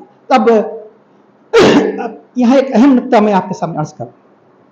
انہوں نے اختلاف نہیں کیا اس نبی سے یا اسلام سے, اس قرآن کی حقانیت سے, مگر یہ کہ ان کے بعد علم آیا. علم آنے سے پہلے علم کے معنی کیا ہے؟ علم کے کئی معنی بیان کی گئی, ایک نہیں دو نہیں, کئی تفاسیر آپ دیکھ سکتے ہیں. تفسیر قرطبی, تفسیر بحر محیط, تفسیر ساوی, یہ 3-4 تفاسیر آپ کے سامنے ذکر کر دیا بطور حوالے کے. یہاں بتایا گیا علم سے مراد حضور نبی کریم صلی اللہ علیہ وسلم ہے. علم کون ہے؟ حضور نبی. ارے علم کیسا ہوتا ہے؟ عالم ہوتا ہے معلوم ہے نا, علم کیسا ہوتا ہے ابھی انشاءاللہ تعالی اس بات علم انشاءاللہ ہو جائے گا. آپ تو علم کے آنے کے بعد علم کے معنی اللہ کے نبی کے آنے میں. کیوں؟ اللہ کے نبی کے آنے سے پہلے تو یہ کہتے تھے کہ اگر وہ نبی مبعوث ہو جاتے ایمان لائیں گے, بلکہ ایک نہیں کئی روایت سے بات ثابت ہے کہ آئے پڑھ لیجیے پہلے پارے کی آیت کانوا من قبل یستفتحون علی الذین کفروا. یہ جو یہود جب لڑتے تھے کافروں سے, مشرکوں سے, کیونکہ اپنے زمانے میں تو حق پر تھے, بعد میں اس نبی کے آنے پر انہوں نے انکار کیا, کافر ہو گئے. موسیٰ علیہ السلام کے تعلیمات پر جو قائم تھے تو یقیناً وہ ایمان والے تھے. یہ اللہ کے اس نبی کے جلوہ گر ہونے سے پہلے جب بتایا گیا کہ قبیلے نامے بھی آئے ہیں, قبیلے غطفان وغیرہ کفار سے جب ان کی لڑائی ہوتی تھی تو کیا دعا کرتے تھے؟ اے اللہ ہم اس نبی کے واسطے سے ان پر فتح عطا فرما جو آخر زمانے میں آنے والے ہیں. جو نبی آئے نہیں ان کے وسیلے سے جب دعا کرتے تو اللہ تعالیٰ ان یہودیوں کو, ان اہل کتاب کو, ان مشرکین پر فتح عطا کرتا تھا. اللہ کے نبی کے آنے میں کیوں کہ وسیلہ ناجائز ہوگا؟ آنے سے پہلے وسیلہ مانگا جا رہا ہے, آنے سے پہلے وسیلہ مانگا جا رہا ہے. کام یستفتحون من قبل فتح طلب کیا کرتے تھے, لیکن کیا ہوا جب آ گئے فلما جاءہم ما عرفوا, جس بات کا انہیں عرفان تھا, عرفان ابھی سن لیا نا آپ, یعرفونہ کما یعرفون ابناہم, یہ دوسرے پاری کا ایسے سمجھ, جب جس بات کا انہیں عرفان تھا نبی آنے والے ہیں, فلما جاءہم ما عرفوا کفروا بھی, اس نبی کا انکار کر بیٹھے. जिस नबी के का इरफान में हासिल था नबी आने वाले, जब नबी आ गए तो उन्होंने हसद से उन्होंने क्या किया, उस नबी का इनकार कर दिया। तो अब इल्म के आने के बाद इस बात का इल्म था कि नबी आने वाले हैं, वो नबी खुद आ गया, इल्म खुद आ गया, इल्म आ गया यानी वो नबी खुद आ गया और इनका ये तफरीका कर बैठे, इख्तिलाफ कर बैठे। अब नबी को क्या करार दिया, इल्म। ये ताज्जुब की बात नहीं, ये ताज्जुब की बात नहीं। सुन लीजिए अच्छी तरह कि एक होता है बय्यिना, बय्यिना मैंने प्रूफ, एविडेंस। एक होता है बुरहान, और ज्यादा बड़ा एविडेंस है तो बुरहान कहा जाता है। एक होता है आयत, निशानी, निशानी और ज्यादा बड़ी निशानी है तो बय्यिना कहा जाता है, और बड़ी यानी मतलब एक निशानी है तो बुरहान कहा जाता है। तो बुरहान का मतलब है कि जिसके सामने सरेंडर होने किसी का कोई चारा नहीं है, मानना ही मानना है, उसको बुरहान कहा जाता है। तो आदमी बय्यिना वाला हो सकता है, आप प्रूफ वाले हैं, आप खुद प्रूफ नहीं होते, आप एविडेंस वाले हैं, आप खुद एविडेंस नहीं होते। अल्लाह के नबी सर से लेकर पांव तक अल्लाह ने आपको क्या बनाया, प्रूफ बनाया। क्यों कि सब के लिए अलग अलग मौजूदा बताना पड़ता। नबी का हर उजू मौजूदा, आंख मौजूदा, कान मौजूदा, ये समझाने के लिए तो उसके बहुत तवजीह की आसान तवजीह है। सर से लेकर पांव तक अल्लाह ताला आपका हर उजू मौजूदा वाला बनाया। तो आपको खुद अल्लाह ने क्या करार दिया, मौजूदा, बय्यिना। क्या फरमाया, पढ़ लीजिए, औज़ु बिल्लाहि मिनश शैतानिर रजीम, लम यकुनिल लज़ीना कफ़रू मिन अहलिल किताबि वल मुश्रिकीना मुनफ़क्कीना हत्ता ताअतहुम बय्यिना। ये अहले किताब मुश्रिकीन अपने कुफ्र से बाद आने वाले नहीं, यहां तक कि उनके पास बय्यिना आए। बय्यिना से मुराद कौन, नबी। अगर हम आप कह दे तो अरे तुम अपने तरफ से बोल रहे हैं मोहब्बत की बुनियाद पर, अल्लाह खुद तफसीर बयान कर रहा है। वो कौन है, रसूल मिनल्लाह। सबसे बेहतरीन तफसीर, सबसे आला तफसीर, पहली तफसीर जो अल्लाह तफसीर बयान कर दे। तफसीर का दूसरा दर्जा अल्लाह के नबी बयान कर दे। तफसीर का तीसरा दर्जा सहाबा बयान कर दे। तफसीर का चौथा दर्जा अइम्मा उलमा उम्मत बयान कर। ये चौथे तफसीर के दर्जे हैं। इहदिन सिरातल लज़ीना अनअमता अलैहिम की तफसीर इनाम याफ्ता कौन है, अल्लाह ने तफसीर बयान फरमा दी। और यहां अल्लाह ताला बय्यिना कौन है, रसूल मिनल्लाह। तो अल्लाह के नबी क्या है, बय्यिना। मूसा अलैहिस्सलाम, ईसा अलैहिस्सलाम, मूसा अलैहिस्सलाम को अल्लाह ताला ने यूं तो बहुत से मोजिज़ात दिए।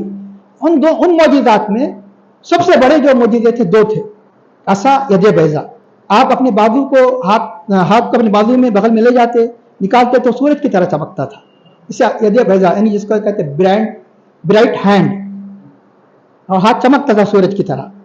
इन दोनों मौजूदों के बारे में फरमाता अल्लाह ताला कि कुरान करीम में 20 पारे में कि फजानी का अरबी में जालिका एक, जानी का दो, बुरहान एक, अलिफ नून लगा दे तो दो हो जाते, बुरहानान दो, कलम एक, कलमानी दो, मस्जिदुन एक मस्जिद, मस्जिदानी दो मस्जिद, बुरहानानी दो बुरहान।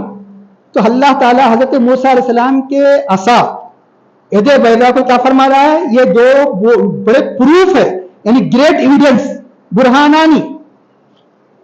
इसी यानी ये वो मौजूद थे कि जिससे हजारों जादूगर क्या इस्लाम ला ली, हजारों जादूगरों को इस्लाम नसीब हो गया।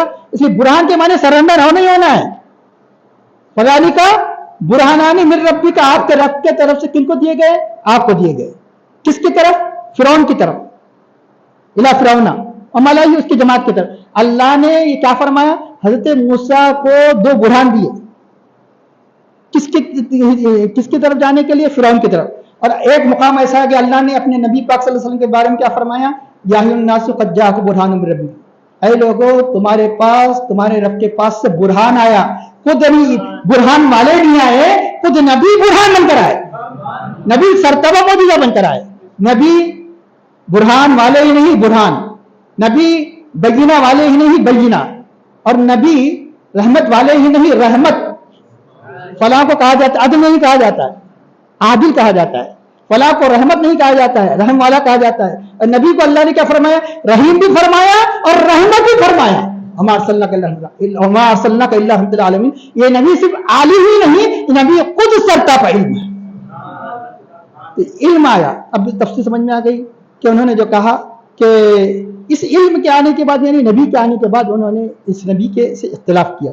अमा तफर्रक़ू इल्ला मिन बादि मा जअअहुम बग़यन बैनहुम, उसका इशारा करता है अल्लाह ताला फरमाता है कि अगर ये वलौला कलिमतुन सबक़त मिन रब्बिका, अगर आपके रब की तरफ से बात पहले से सबकत निकल ना चुकी होती पहले से अल्लाह ताला ने लिख दिया कि इस उम्मत पर आम अजाब नाजिल नहीं करेगा, तो यकीनन उन्हें जैसे और उम्मतों का फैसला कर दिया गया, इनका ही फैसला कर दिया जाता। शख्सी अजाब आ सकते हैं, वक्ती अजाब आ सकते हैं, जैसे जंग बदर की सूरत में और जंगों की सूरत में एक मखसूस कौम पर, लेकिन ऐसा कोई अजाब नहीं आएगा कि जिससे सारी उम्मत हलाक हो जाए।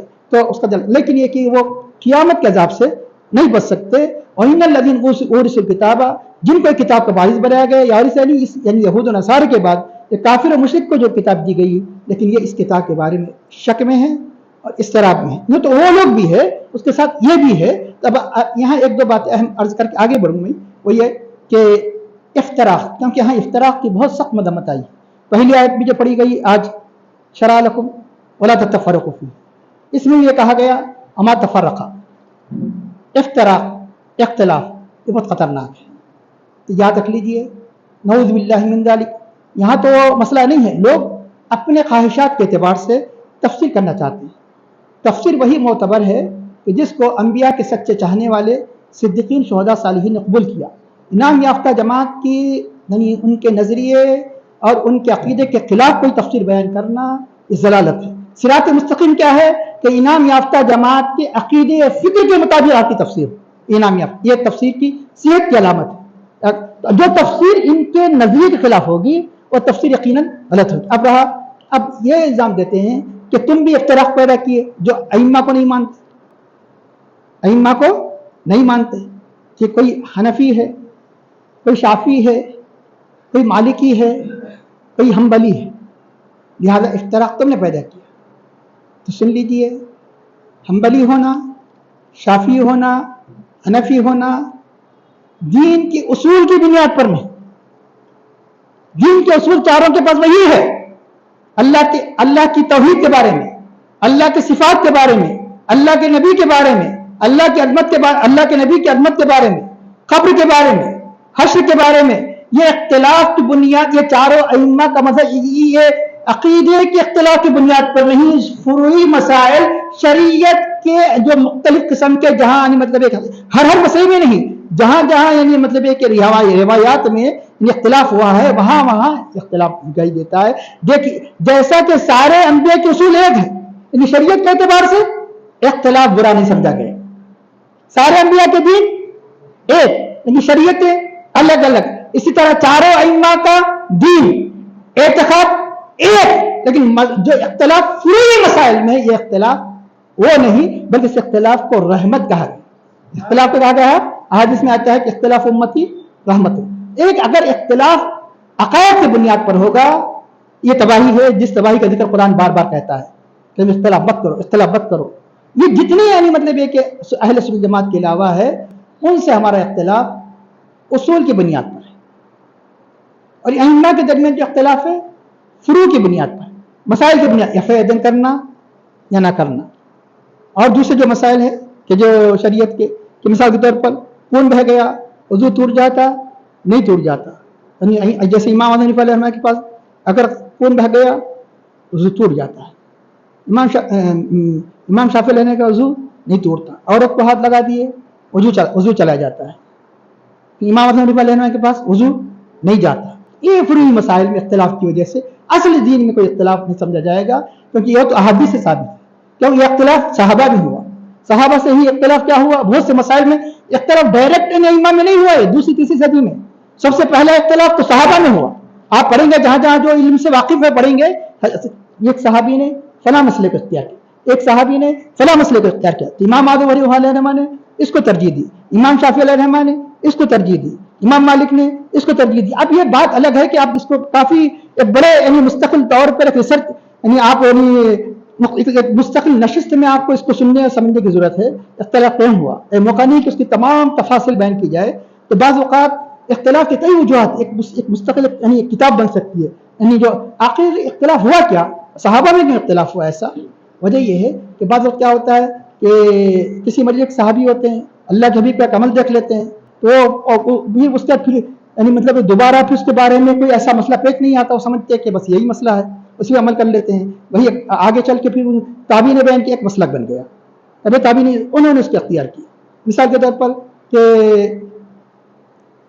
रोज़े में ایک سمجھنے کے لیے آسان مثال ہے کہ حدیث میں آیا ہے کہ ایک صحابی نے پوچھا کہ روزے میں عورت کو بوسہ لے سکتے ہیں؟ حضور نے منع کر دیا. اور ایک موقع پر ایک صحابی آئے, حضور نے انہیں جائز قرار دیا. اب یقیناً اللہ کے حبیب صلی اللہ علیہ وسلم کے سامنے وہ واقعہ پیش آیا تو حضور سے صحابہ تھے, یہ بھی صحابی روایت کر, یہ بھی صحابی, وہ آنے والا نوجوان تسلیم منانا پڑ رہا ہے, یہ آنے والا بوڑھا ہے تو اللہ کے حبیب نے جائز فرمایا. ہر ایک کی توجہ ہر ایک کی بیان نہیں کی جاتی, تم بوڑھے ہو, اللہ کے نبی نہیں فرماتے تمہارے لیے جائز. اب اس طرح ایسے اختلافات کی کئی وجوہات ہوا کرتی ہیں, لیکن یہ اللہ تعالیٰ کو منظور یہ تھا. کیا منظور تھا؟ کوئی رفع یدین کر رہا ہے, کوئی رفع یدین نہیں کر رہا ہے, کوئی چھوڑ کر پڑھ رہا ہے. اللہ کے حبیب پر مختلف کیفیات تھی. اللہ تعالیٰ چاہتا تھا کہ اپنے حبیب کی کوئی حنفی کی صورت میں, کوئی شافی کی صورت میں, کوئی مالکی کی صورت میں اللہ کے حبیب کی ادا قیامت تک باقی رہے. اس لیے کیا فرمایا کہ میں جیسے نماز پڑھتا ہوں نماز پڑھو نہیں فرمایا. مشکل ہو جاتی, حضور کیسے نماز پڑھتے ہیں سب پڑھے, پھر اختلاف کیسا ہو گیا.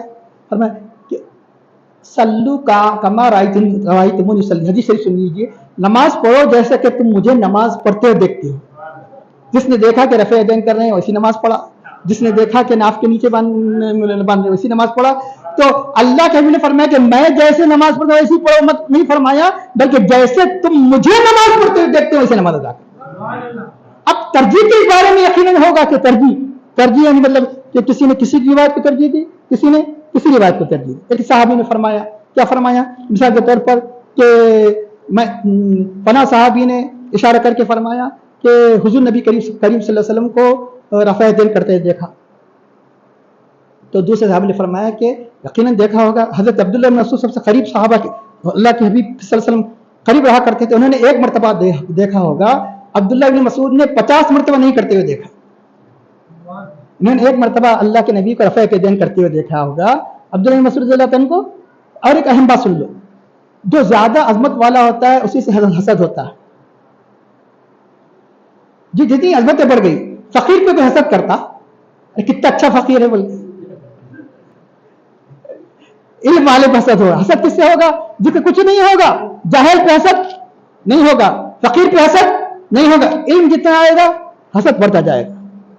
حاسدین اس کے معمولی عالم کے حاسدین کم رہتے, بڑے عالم کے حاسدین زیادہ رہتے. معمولی دولت مند کے حاسدین کم رہتے, بہت بڑے دولت مند کے حاسدین. جیسے جیسے آپ کے پاس کوئی چیز ملتے رہے گی بڑھتے رہے گی, حسد بڑھتا جائے. اب مارکیٹ میں حسد زیادہ کمانے والے پر, زیادہ ترقی کرنے والے پر ہوتا ہے, چھوٹے چھوٹے بیپاری پر حسد نہیں ہوتا. اب کیونکہ ائمہ میں سب سے اعلیٰ مقام کہ جس کو سارے ائمہ نے کیا تسلیم کیا, امام اعظم. تو چنانچہ اب جب امام اعظم بھی ٹھہرے تو یقیناً ان کے حاسدین تینوں سے بڑھ کر زیادہ ہوں گے, امام شافعی, امام مالک, امام احمد بن حنبل. میں ایک اہم بات آخری عرض کر کے تفریقے کی بات آ گئی تو بتا رہا ہوں کہ لوگ تفریقہ پیدا کرنے کی کوشش کرتے ہیں, یہ ائمہ کے مسلک کو بیان کرتے ہیں. جب قرآن تفریقے سے روکتا ہے تو تفریقہ کر رہے ہیں. تو کسی بھی یعنی مولوی کے جماعت کے طالب علم سے پوچھ لو کہ حدیث شریف کی تعریف کیا ہے. حدیث کی تعریف کی کیا ہے؟ حضور نبی کریم صلی اللہ علیہ وسلم کے قول, فعل اور تقریر کو حدیث کہتے ہیں. حضور نبی کریم صلی اللہ علیہ وسلم اور صحابہ اور تابعین کے قول کو حدیث کہا جاتا ہے. یہ تقریر یہ نہیں بنیں گے اہل سنت کی تعریف ہے فلاں مکتب, سب کی تعریف یہ ہے حضور کے قول کو, صحابہ کے قول کو اور تابعین کے قول کو. تابعین تک بس, اس کے بعد نہیں. اس لیے بخاری میں جتنے مرفوع حدیث ہیں اتنے ہی موقوف. اگر صحابی تک پہنچے, ہر ایک کی کیٹیگری الگ ہے. حضور تک پہنچے حدیث مرفوع, صحابی تک پہنچے موقوف, تابعی تک پہنچے مقطوع. کیا مطلب؟ کسی مسئلے میں اگر نبی کے قول نہ ملا تو کس کے قول کو دیکھیں گے؟ صحابی کی. کسی مسئلے میں صحابی کا قول نہیں ملا تو کس کے قول کو دیکھیں گے؟ تابعی کے.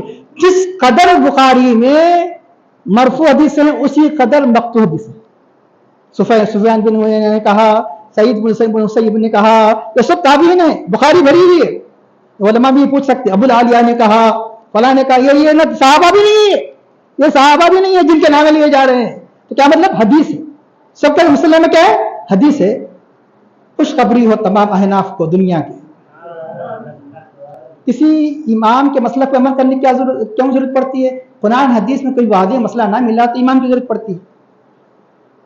قرآن حدیث میں کوئی سب کچھ موجود ہے لیکن نہ ملا کی بات ہے. آپ سمندر میں موتی موجود ہے, پوری موتی موجود, ہر ایک نکال سکتا, جس کو جو ملا ملا.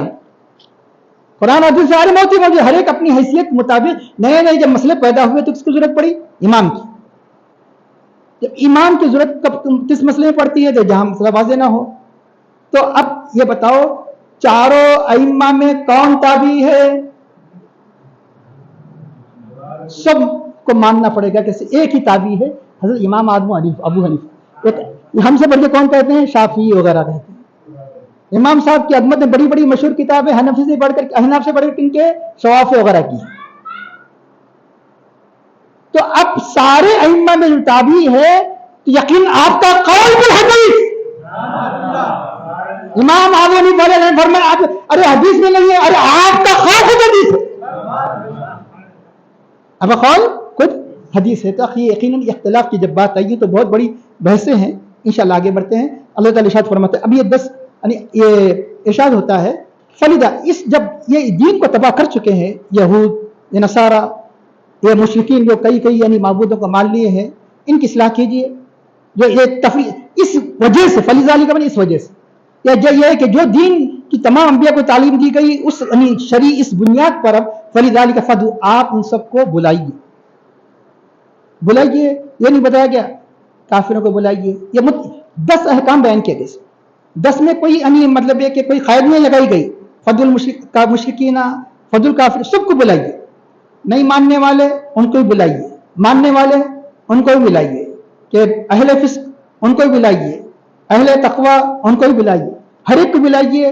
اگر کافر ہے ایمان کی طرف بلائیے, اگر اہل فسق و فجور ہے تقوی کی طرف بلائیے, اہل شریعت ہے تو طریقت کی طرف بلائیے, یعنی اہل طریقت ہے تو حقیقت کی طرف بلائیے, اہل حقیقت ہے تو اہل معرفت کی طرف بلائیے, سب کو بلائیے.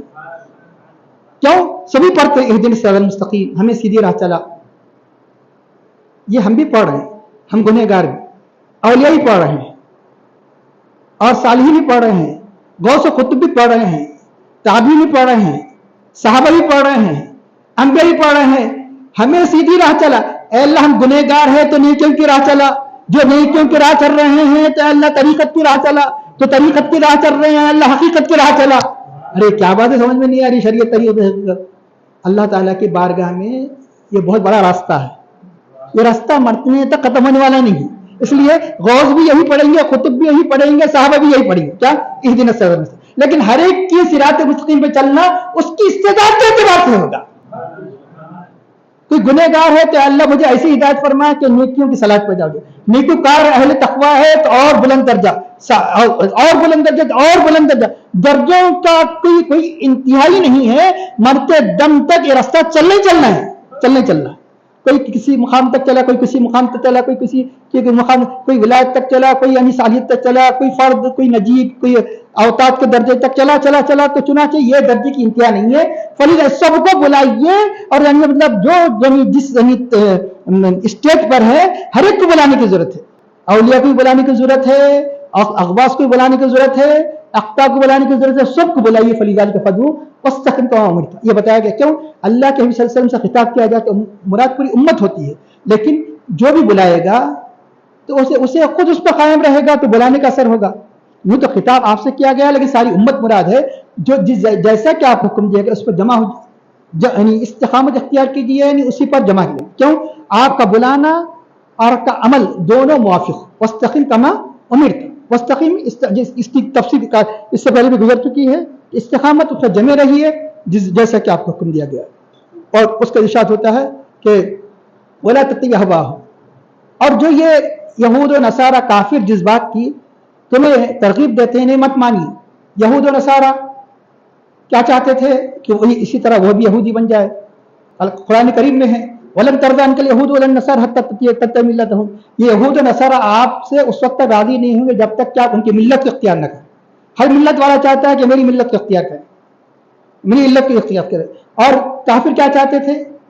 کیا انہوں نے یہاں تک کہہ دیا, آگے چل کے آیات کی تفاصیر میں بھی آیا ہے, کیا انہوں نے کہا کہ 1 سال آپ ہماری معبودوں کی بات کریں, हम एक साल आपके माबूद की बात करें। अल्लाह ने फरमाया, ये आयत सूरह नाज़िल फरमाए, कुल या अय्युहल काफिरून ला अअबुदु मा ताबुदून, ऐ काफिरों कह दो कि कह दीजिए ऐ काफिरों, ला अअबुदु मा ताबुदून, मैं इबादत नहीं करूंगा उनके दिन के तुम इबादत करते। पूरी तफसील अल्लाह ने बयान फरमाई, लकुम दीनुकुम वलिय दीन, अगर तुम नहीं मानते हो तुम्हारा दीन तुम्हारे लिए, मेरा दीन मेरे लिए। वला तत्तबि अहवाहुम वकुल आमनतु बिमा अंज़लल्लाहु मिन किताब, बल्कि आप ये ऐलान कर दीजिए कि कह दीजिए कि मैं ईमान लाया जो कुछ अल्लाह ने जो किताब में नाजिल फरमाया। इरशाद होता है उमिरतु लिअअदिला बैनकुम, और मुझे हुक्म दिया गया कि तुम्हारे दरमियान इंसाफ करो। पूरी आयत में अखलाकियात का जो अहम उसूल, एक उसूल बयान किया गया, अदल, इंसाफ। यूँ तो अखलाकियत के बहुत से उसूल है, लेकिन दूसरे उमूर जो उनका ताल्लुक तबलीग दीन से है, लेकिन एक जो आमाल जो अखलाक से ताल्लुक रखते हैं उसमें एक अदल, वो भी दरमियान में किया। अदल होता है दरमियान में, निस्फ, जो बराबर बराबर, इंसाफ। और बराबर 5-6 नंबर पर अल्लाह ने क्या 10 बातें बयान की गई, 10 में बीच में दरमियान में क्या बयान की, इंसाफ, अदल। अदल एक ऐसा कलिमा है, अदल बोले तो आपके जहन में सिर्फ यही है कि किसी को जो हक है दे देना, ही नहीं। अदल हर चीज में, अल्लाह की इबादत में अदल। जैसा अदल का मतलब जिसका जो हक है वैसा ही अदा करने का नाम अदल है। जैसा नमाज पढ़ने का हक है वैसे नमाज पढ़ेंगे तो आप अदल कर रहे हैं। अदल सिर्फ वही नहीं है किसी से पैसा ले लिया तो देना, ये अदल नहीं।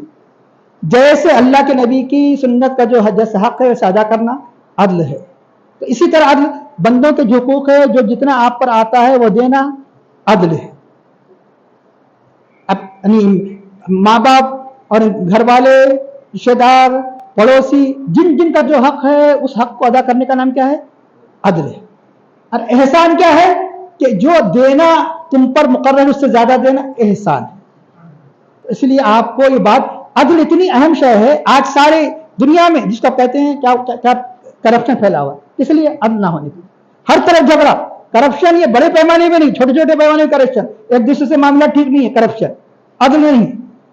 फसाद क्यों है, भाई भाई में, भाई बहनों में, माँ बाप में, बच्चों में, मतलब क्या है, अदल का फुकदान होता जा रहा है, अदल इंसाफ।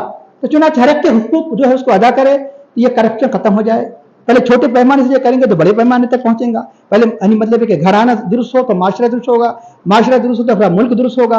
अदल की अहमियत इतनी है कि इसलिए सुलह उम्मत में तकरीबन यानी उमर बिन अब्दुल अजीज अलैहिर्रहमा, बल्कि उस जमाने से लेकर आज तक भी खुतबे में क्या पढ़ा जाता है, अरे सुन लेना नहीं है खुतबे को, बल्कि अमल करने के लिए खुतबे में आखिरी आयत यही पढ़ी जाती है कि औज़ु बिल्लाहि मिनश शैतानिर रजीम, इन्नल्लाह यअमुरु बिल अदलि वल इहसानि व ईताइ ज़िल कुर्बा व यनहा अनिल फ़हशाइ वल मुनकरि वल बग़य यइज़ुकुम लअल्लकुम तज़क्करून। बेशक अल्लाह ताला हुक्म देता है अदल का। 6 बातें बयान की गई, 3 उसमें से करना है, 3 नहीं करना है। और दीन की पूरी अखलाकियात, दीन के बहुत से उसूल इस आयत के अंदर बयान किए गए। इसलिए इसकी जामियत की वजह से हर जमाने में अइम्मा ने इसको पढ़ने का हुक्म दिया। यह फर्ज वाजिब नहीं है, लेकिन एक इस मुस्तहब है कि इसकी जरूर तिलावत की जाए। बेशक अल्लाह हुक्म देता है अदल का, एहसान का और रिश्तेदारों को देने का, यह करना है। नहीं करना है वल फहशा, बेहयाई से बचना, वल मुनकर, बुराई से बचना, वल बग़य, ज़्यादती से बचना। यही हुक्म अल्लाह तुम्हें नसीहत फरमाता है ताकि तुम नसीहत कबूल करो। या देखिए अब अदल, जिसका जो हक है दे दिया जाए, लेकिन ये कि अगर तुम बड़ी फजीलत चाहते हो तो इतना ही नहीं, ज्यादा दो, एहसान है या मुझे। और उसके फिर देने में भी रिश्तेदारों का लिहाज करो। रिश्तेदार अगर मोहताज है तो देना डबल सवाब है। एक तो ये कि देने का सवाब, दूसरा सिला रहनी का सवाब। वही उसका नहीं करना फहशा। अगर इस एक आयत पर जो हर जुमे में होता है, अगर लोग इसके माने जान ले, इस पर अमल कर ले, तो आज बड़े बड़े फितने जो हमारे माशरे में हो खत्म हो जाए। कहना फहशा, बुराई, जिना, इंतहाई खतरनाक किस्म की बुराइयों को फहशा कहा जाता है। जिना आम होता जा रहा है, मुनकर, बुराइयां आम होती जा रही है, बल बग़ी, उद्वान, सरकशी, कत्ल, गारतगिरी, लूट मार, ये सब क्या है, ये बग़, अदावत। तो आप अगर ये यानी मतलब है कि हर जुमा क्यों पड़ी जा रही, सिर्फ ये कि बताओ तबरुक तो नहीं, तबरुक तो है कैसा भी अमल करने के लिए कि देखो ऐ मुसलमानों, इन 6 बातों को लादिल करना कि 3 बातें करने की हैं, 3 बातें न करने के हैं। हर किस्म की बुराई से बचो, बेहाई से बचो, और किसी पर ज़्यादती ना होने पाए। छोटी से छोटी, बड़ी तो बड़ी, कत्ल गारतगिरी तो बहुत बड़ा गुनाह है जो आज हर दिन यानी मतलब है कि कत्ल का बाजार गर्म है। मामूली पर कत्ल हो रहा है, قتل ایسا گناہ ہے، ایک بات یاد رکھیے کہ ہر ایک بہت سے گناہ ایسے ہوتے ہیں کہ صاحب حق سے معافی مانگی جا سکتی ہے، بھائی آپ سے پیسے لے لیا، معاف کر دے، میں ادا کر دوں گا، اور ادا کرنے کی صلاحیت نہیں تو وہ خود اگر وہ چاہے تو معاف کر سکتا ہے، میں آپ کے ساتھ یہ کیا اس کی یعنی مطلب ہے کہ بابجائے یہ تلافی کی صورت ہے جتنے آپ دوسروں کے ساتھ برائی کر رہے ہیں۔ قتل اس کی کوئی صورت نہیں، میدان محشر میں اس کا حساب ہو نہیں ہونا ہے، دوسرے گناہوں کا پھر بھی اس کی تلافی توبہ کی صورت ہے، قتل کی گناہ کی کوئی صورت ہے ہی نہیں، اس لیے فقہا نے کہا کہ اس کی نماز یعنی کسی صورت میں مطلب اس کے پیچھے ہوتی ہی نہیں، مطلب یہ کہ مکروہ تحریمی ہے، کیا ہے اگر وہ بہت نیک بھی بن جائے تو کیوں معافی نہیں ہے، اس کی معافی کب ہونے والی ہے؟ قیامت میں۔ اتنا بڑا عظیم گناہ کیا ہے، لاکھ توبہ کرے بھی تو معافی ہونے والی نہیں، اس کے اپنے نیکیوں کا ثواب ضرور ملے گا، لیکن اتنا بڑا جو گناہ کیا ہے اس کی سزا قیامت کے دن، کیونکہ جو مر گیا ہے اس سے اب وہ معاف کرے، وہ کب وہ کہاں ہوگا اس کا انصاف؟ وہ انصاف ہوگا میدان ہمیشہ۔ اس لیے قتل سب سے بڑا گناہ بتایا گیا، یہ سب بغی کے اندر ہے۔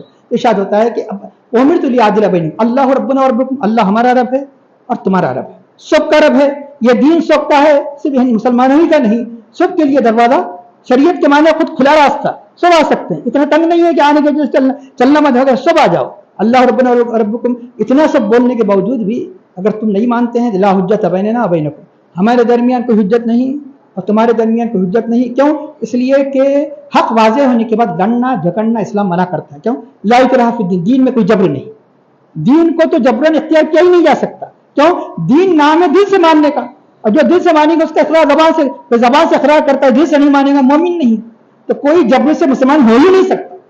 لا حجت بیننا وبینکم اللہ یجمع بیننا، اللہ ہمارے درمیان انشاءاللہ اللہ ہم سب کو جمع کرے گا کل قیامت کے دن، وإلیہ المصیر، اسی کی طرف سب کو لوٹ کر جانا، حساب دینا۔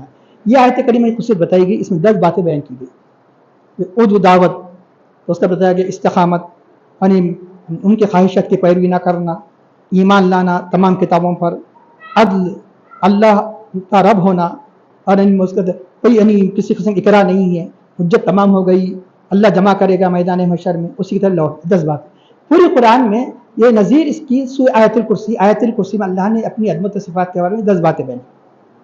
یہ آیت کریمہ میں 10 باتیں ہیں جو تبلیغ دین کے بارے میں، اور آیت الکرسی میں 10 باتیں بیان کی اللہ کی عظمت و صفات انشاءاللہ تعالی۔ والذین یحاجون، اسی جیسی بات ہے کہ یہ جو حجت کرتے ہیں یہ حجت ان کی بیکار ہے۔ اس آیت کی تفسیر یعنی کون سی 15ویں آیت 16ویں آیت کی تفسیر انشاءاللہ تعالی آئندہ اس کی تفسیر یعنی آنے والی آیات کے ساتھ بیان کی جائے گی۔ آخر میں دعا کرتے ہیں آیت کریمہ پر عمل کریں، اس کے تقاضا کے مطابق زندگی گزارنے کی توفیق عطا فرما، ہمارے اندر عدل انصاف کی کیفیت پیدا فرما۔ اے اللہ تو نے اس آیت میں جو جن باتوں کرنے کا حکم دیا ہے کہ عدل، احسان، ایتاء ذی القربیٰ، اسے عمل آوری کی توفیق عطا فرما، جن باتوں سے ہمیں منع کہ ہم کو ہمارے سارے معاشرے کو اے اللہ ان باتوں سے محفوظ فرما، ان سے بچنے کی توفیق عطا فرما، فحشاء، منکر، بغی، ہر قسم کی ان برائیوں سے، ہر قسم کی عداوت سے، ہر قسم سے عدوان سے اللہ ہماری حفاظت فرما، ہماری امت کی حفاظت فرما۔ اے امت میں اللہ ہر قسم کا جو یعنی فحشاء اے اللہ جو اعتداء جو پھیل گیا ہے اس کو دور فرما، اے اللہ امت کی اصلاح فرما۔ اللہم اصلح امت محمد سیدنا محمد صلی اللہ علیہ وسلم، واغفر لامت سیدنا محمد صلی اللہ علیہ وسلم، وارحم امت سیدنا محمد صلی اللہ علیہ وسلم، وتجاوز عن امت سیدنا محمد صلی اللہ علیہ وسلم، صلی اللہ تعالی علی خیر خلق سیدنا مولانا محمد وعلی آلہ وصحبہ اجمعین برحمتک یا ارحم الراحمین۔